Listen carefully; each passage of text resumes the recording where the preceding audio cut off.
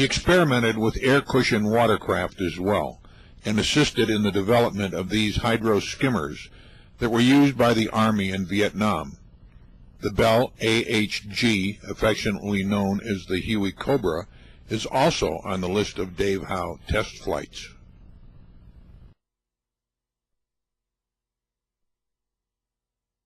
There is actual film from Dave's gun cameras, tapes of test flights, a wealth of documentation and photographs to support this story. If that's not enough, there are hours of taped interviews with Dave as he tells of his adventures. In England, we went over on the Queen Elizabeth, and they claimed, I think, 14,000 air crew on it.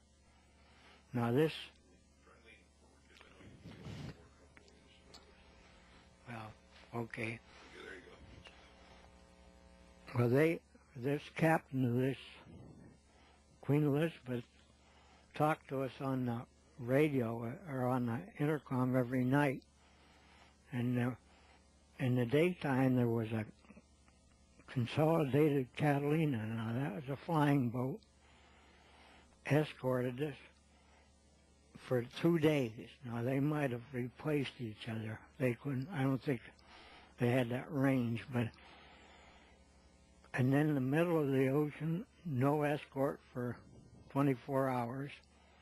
And then we were picked up and up on the, where it was the inside, but they had windows so they could look out.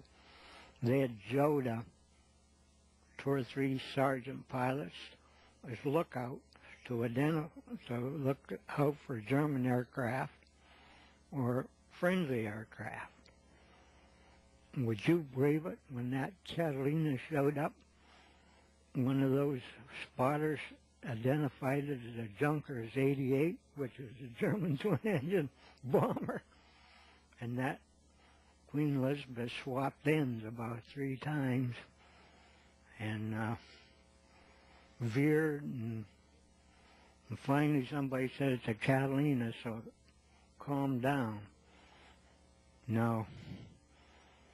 The captain told us, he says, you'll hear that we were sunk. So at night they turned on the Germans broadcast in English and then broadcast in German.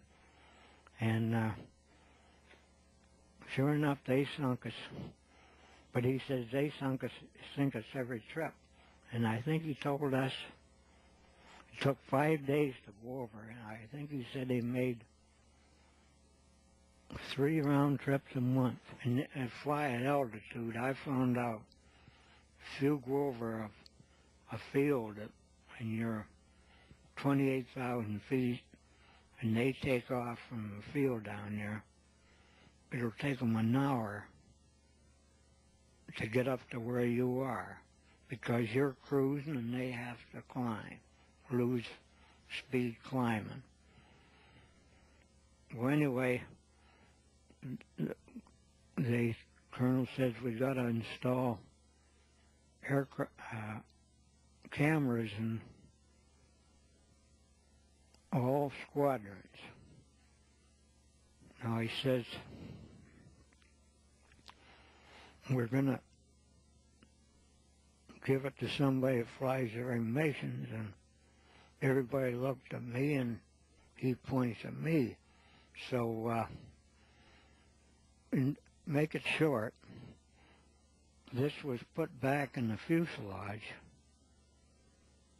ahead of the tail wheel, and they says, do you want it pointed straight down, or do you want you could shoot a 45-degree angle? I says straight down, because then I don't need to worry about focus. Now they told me if I go across the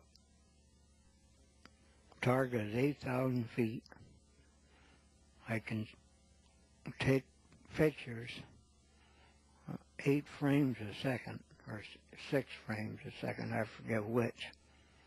But it's like a movie camera. But they could blow that up, and they said they could read the headlines on a newspaper on the ground. Now, the trouble is, if our group was escorting the lead group, while I was going down, the next group was dropping bombs. Well, they didn't say, they said they could go as fast as they wanted to because 6 frames a second they'd get it.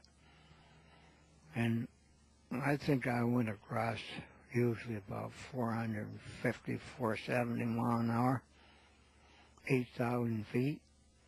And I never saw any of the pictures I took. With all of the honors due, one of America's greatest heroes, Dave Howe, was laid to rest in Arlington Cemetery as the Air Force flew the missing man formation overhead.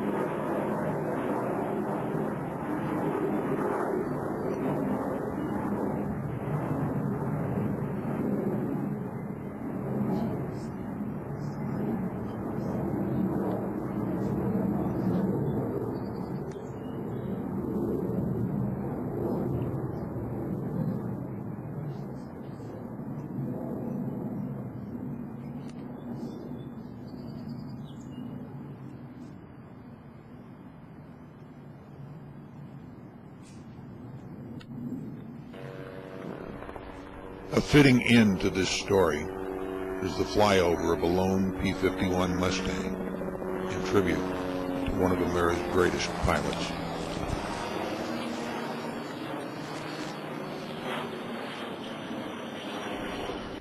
This is a story that needs a professional presentation. If you would like more information, contact me. I hope you enjoyed meeting Dave Howe.